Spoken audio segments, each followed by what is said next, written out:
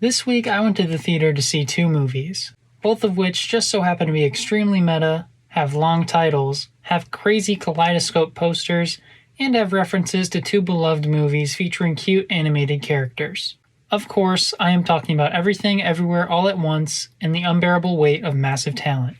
I had a fun time with both of these movies, and I'm going to be reviewing them for you here today. If you enjoy the video, remember to like and subscribe, and check out my channel for other videos like this. Alright, now let's get into it. First, let's talk about Everything Everywhere All at Once. This is a movie about a woman named Evelyn Wang who owns a laundromat with her husband Waymond.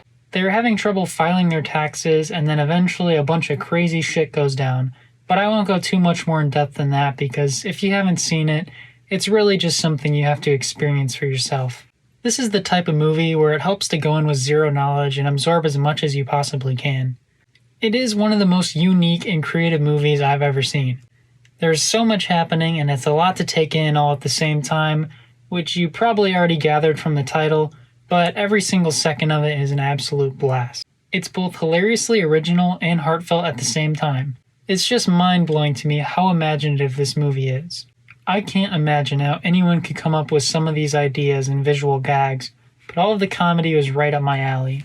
I could probably name dozens of moments that I thought were hilarious, but specifically, I love the Ratatouille references, the parts with the rocks, and all the ridiculous things the characters had to do to transform.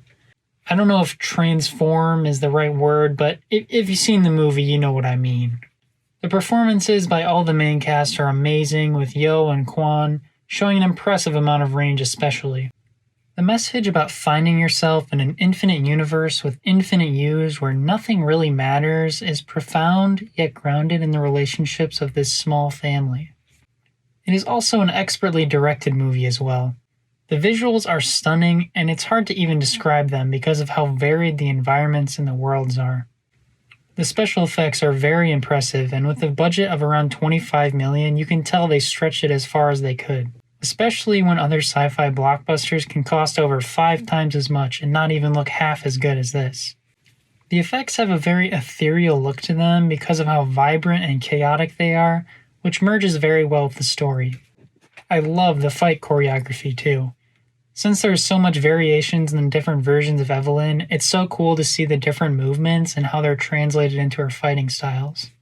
It's been a couple days now since I saw this movie, but I'm still trying to collect all of my thoughts, and it's hard to even explain all the things I was feeling while I was watching it. I had heard nothing but overwhelmingly positive things about Everything Everywhere All at Once, and it was actually even better than I was expecting it to be. I'm honestly just disappointed that I didn't get to see it sooner because I probably would have gone to see it more than once.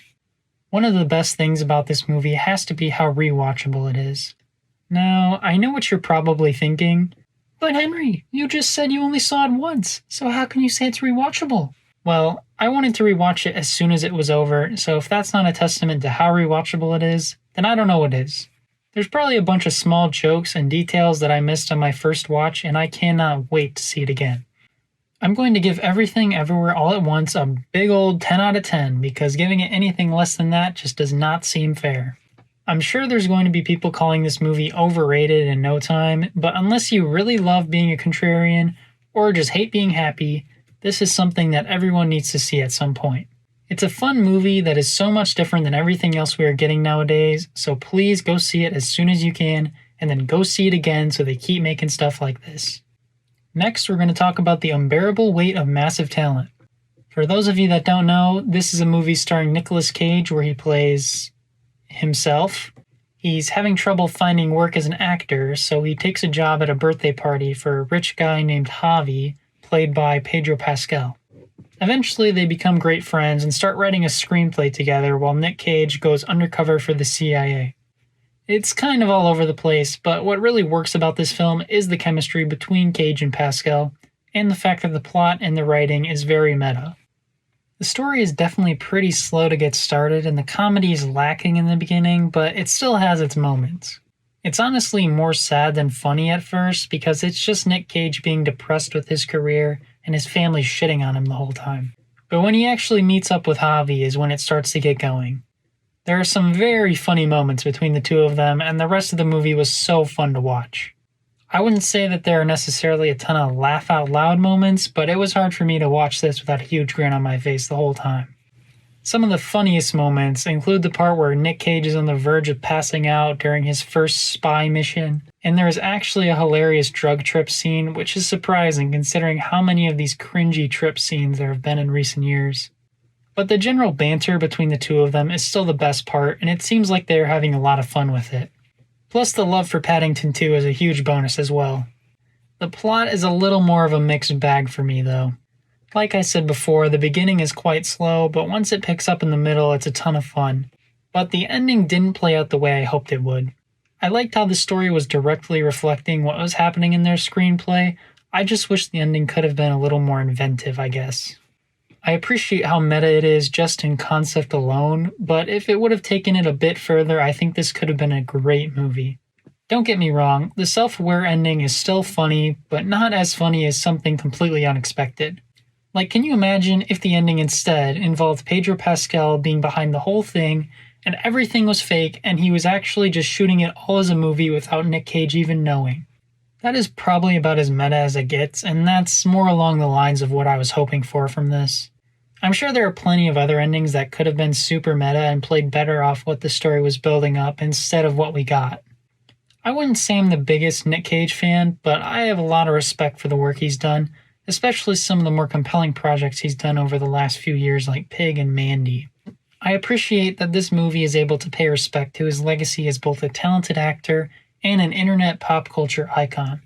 I didn't understand every reference because I'm not entirely fluent in Nick Cage's filmography, but even if you're not a fan of his, there's a ton of good humor here to keep you entertained.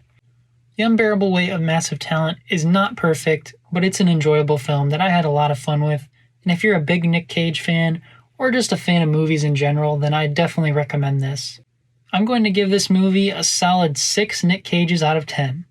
With the amount of repetitiveness we see in Hollywood these days, it's so refreshing to see such a unique approach to filmmaking, and that goes for both of these movies. I encourage everyone to go see these movies in the theater, especially Everything Everywhere All at Once, because that is the best way to support creative stories and ideas like this. Let me know what you thought of these movies in the comments if you saw them, and let me know if there's any other new movies you want me to talk about on this channel. I've got a couple of videos coming up where I'll be reviewing Moon Knight Season 1 and Doctor Strange and the Multiverse of Madness, so stay tuned for those. Other than that, thank you so much for watching. Remember to like, subscribe, and check out my other videos if you enjoyed, and I'll see you in the next one.